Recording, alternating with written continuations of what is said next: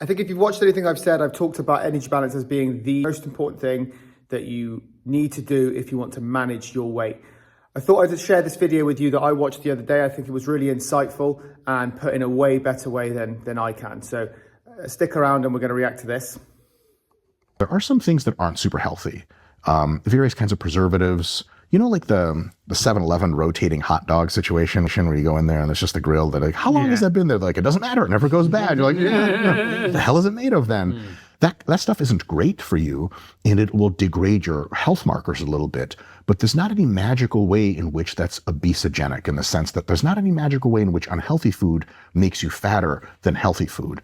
The critical ingredient, the critical metric for what makes you fat or not is calories. Right. And if you can smash a lot of healthy calories in, you're still gaining that weight. So you can see there from what he said that energy balance is the only way to bring your weight down. There are, of course, easier options. If you choose whole foods that have a dense amount of fiber or protein that are lower in calories, it's obviously going to be easier. But just managing your calories, you will be able to lose weight. And just by losing weight, particularly if you're very, very overweight, you're going to change your health markers dramatically.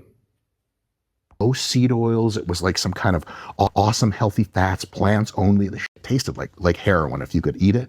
And of course, people are munching these down and are like stepping on the scale and they're like, they're still heavy.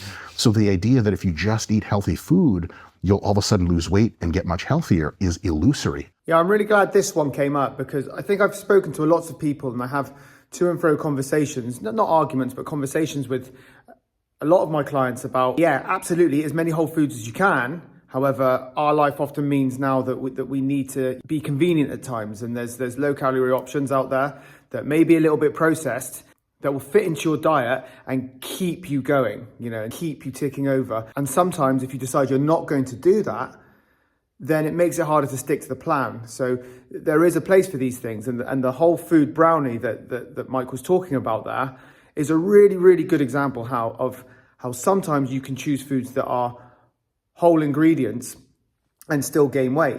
So I guess my point is that eating some processed foods strategically can be really helpful when you're trying to stick to a diet. And again, reiterating the same point that I was making, that if you do then lose weight, your health markers improve anyway. And you know what, if you're convinced that you want to go down the really clean eating route, then you can do that a bit later on. You know what happens when you lose weight is your motivation increases because you see the weight coming off, you get all excited, and it inspires you to then continue doing what you're doing and make more changes. I put a plate of salmon, brown rice, and broccoli in front of you.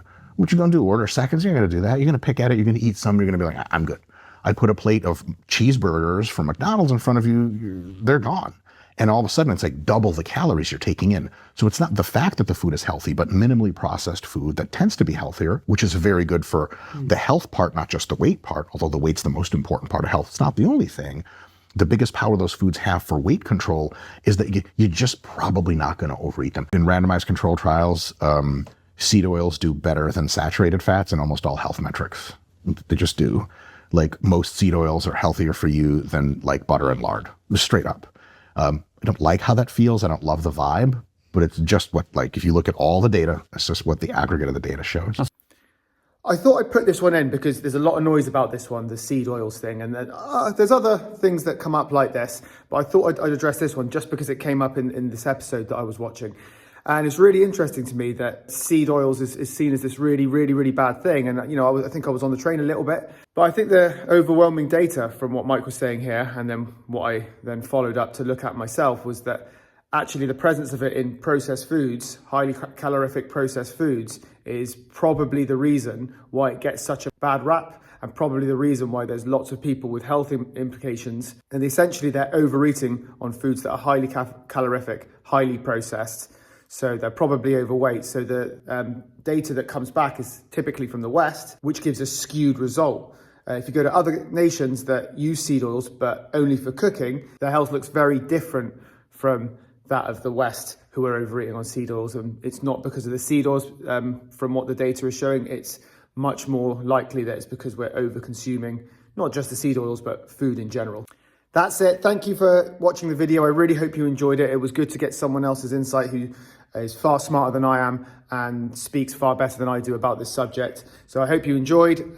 Please like, share, subscribe. It really helped me out, and I'll see you next time.